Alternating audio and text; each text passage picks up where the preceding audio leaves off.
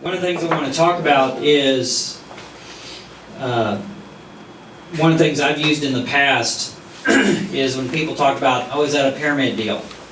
Okay?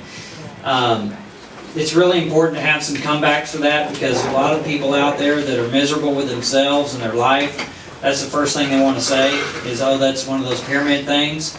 And there's a lot of different ways you can come back at that, and you can say, well, what do you know about a pyramid thing? What are you talking about? And they're like, oh, well, you know, a deal where you get somebody and they get somebody and they get somebody, etc. Right? And say, just keep asking them questions. Just play stupid. I'm really good at that.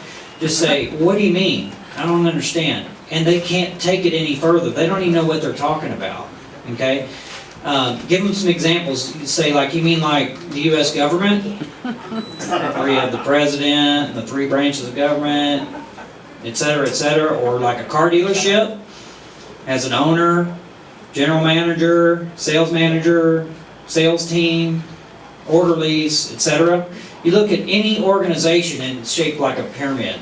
The difference with our organization, and Stephen probably saw this in Seora as well, if you actually look at your organization, like if you go to what Ralph was showing you up here in the back office and you look at how many members you have per level, we're actually building diamonds if you look at it, because you have 3 on your first level. If it's a perfect structure, you'll have 9, 27, and your 4th and 5th, 4th through 6th levels are going to be your widest levels. I remember in Seora I had like 8,000 people on my 5th level, okay? And then it starts to fan back in. So it's going to look like a diamond. It's not going to look like a pyramid. So when I get into the whole pyramid conversation, I go, no, I'm not building a pyramid, I'm building a diamond. So there's all kinds of ways you can talk about that. Does that make sense? And I bet if Ralph pulled up, can we pull that back up? Your back office? I'd be willing to bet it's starting to shape up just like a diamond. The other thing I really want to hammer home is, does anybody know anybody in Sugar Land or off 290 or anywhere around the Galleria area, those different areas? Well, what we're finding, it's hard to get them to come to Pasadena, okay? There's nothing wrong with Pasadena, I love Pasadena, but we need meetings going on in different areas. So one of the things we did is we're starting a meeting on Tuesday night at the Hotel Indigo, which is right over there by the Galleria area, off of Sage and Hidalgo. Free parking, we're not charging anything for the meeting. So let's load that up. Our first meeting is Tuesday night on the 30th. And Stephen and I will be heading up that meeting. That'll be a really good meeting location for us. Let's load it up.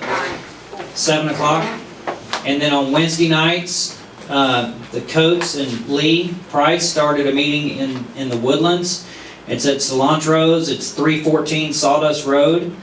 So plug into those. Get a North group going in the Woodlands, Huntsville, that whole area. There's Chemo Tuesday. And at his place, at their house, Kima on Tuesday nights as well.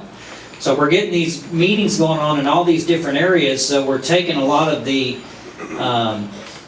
obstacles away. We're constantly taking the obstacles away. People say, oh, I can't drive to Pasadena. Oh, no problem. I'll meet you at Hotel Indigo on Tuesday night. You live right by the Galleria, right? Yeah. Okay, I'll pick you up.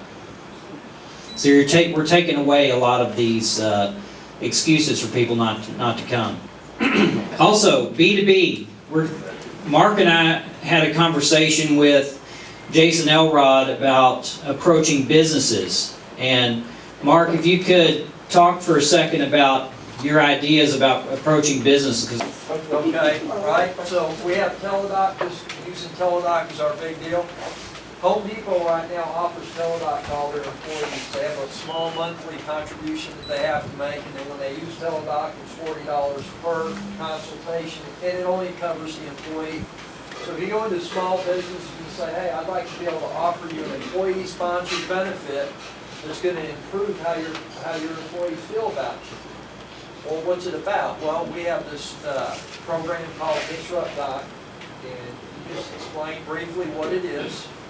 And we can actually go in, we're coming up with a form, we have to get approved through legal, where we can actually go in, present to a group of employees maybe on their lunch break, those that want to sign up and enroll in it, fill out a little form with their information or authorizing the employer to deduct out of their paycheck, because most people like to have it taken out of their paycheck so they don't ever miss it. Plus, that reduces payroll taxes, and they actually are going to pay less than $34.95 a month because of that.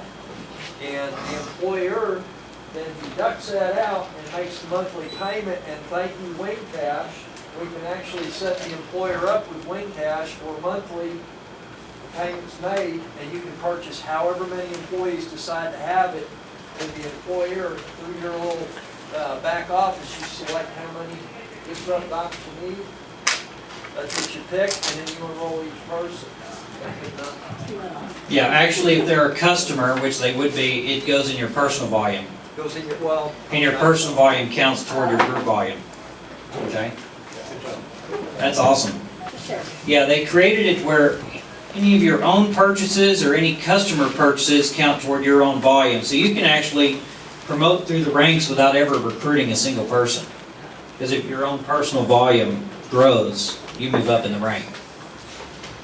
And personal volume has no leg maxes or anything.